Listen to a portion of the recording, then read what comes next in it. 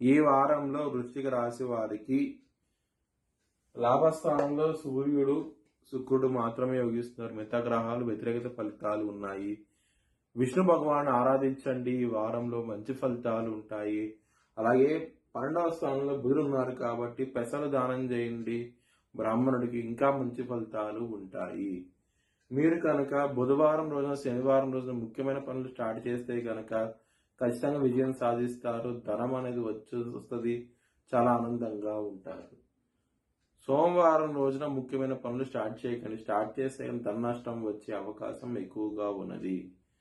వృశ్చిక రాశి వారికి 2వ స్థానం మీద గురువు శని దృష్టి ఉన్నది. కుటుంబాధిపతి 8వ స్థానంలో ఉన్నారు. సో దీని మూలంగా ప్రాబ్లమాటిక్ గా ఉంటది. ఫ్యామిలీ పరంగా మాత్రం ధన